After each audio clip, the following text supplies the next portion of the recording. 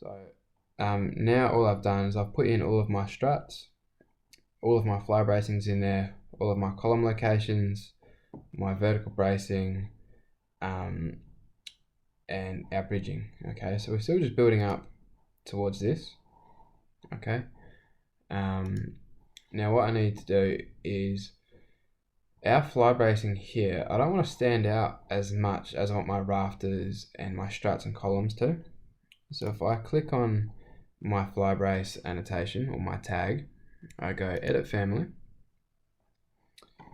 If I zoom in, what I want to do is I want to change the height of this. So I'm going to change my label, edit type, duplicate.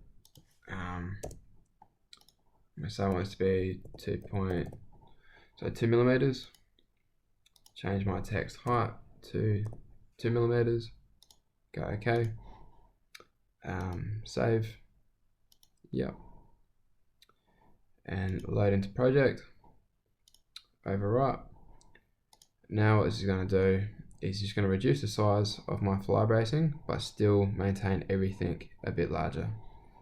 Okay. It just gets the eyes off of the fly brace and makes it look at everything else first. Okay, everything else is a bit more important. So our rafters. Okay, I'm just going to. What I'd recommend is you guys go back through, go annotate, tag, and retag them. Okay, but for me, I'm just going to copy them. Okay, what Revit will do for me is it will automatically update the host of the tag. What I mean by that is my first copy was from here. So if I pick this one and go select host, it's already highlighted this rafter as the host. Okay, so Revit's pretty smart with what's going on. We might run into strife trying to copy down the page, and that's why I recommend everybody putting in the tags separately. So I'll try copy from say here to here.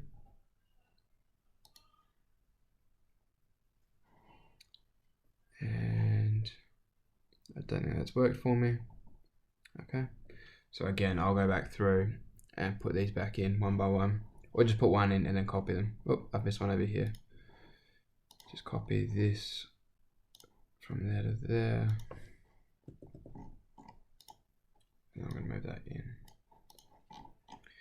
Okay. Tag by category. One of these. Pick my tag. This isn't the tag that I want. After this one, undo my leader line, and then drag this across. Okay. From here, I'm able to copy again.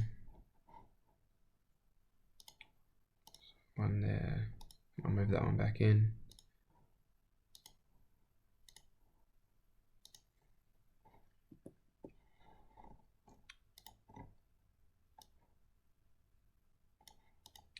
Okay, all right, so we're getting, we've pretty much finished our detailing here. What we do need to do is we need to put in for our purlin spacings. So over here where our symbols are, I have this beam system symbol here.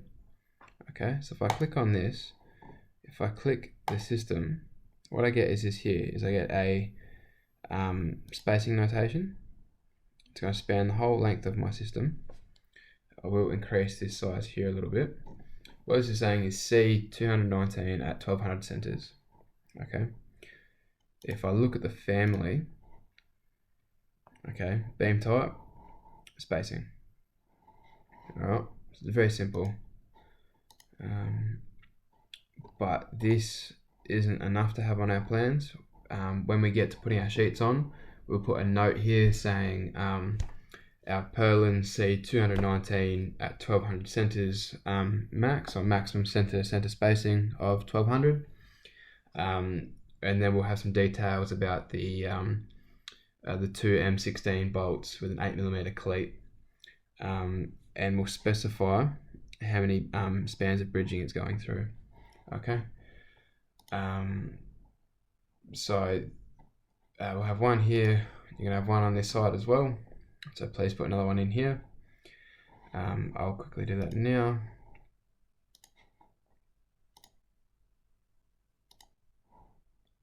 Okay. And this will pretty much conclude our roof framing layout. Okay. So what we need to do is we need to create this schedule here. And we'll have to do some of the elevations as well. Okay. So these are our next couple of steps that we're going to tackle.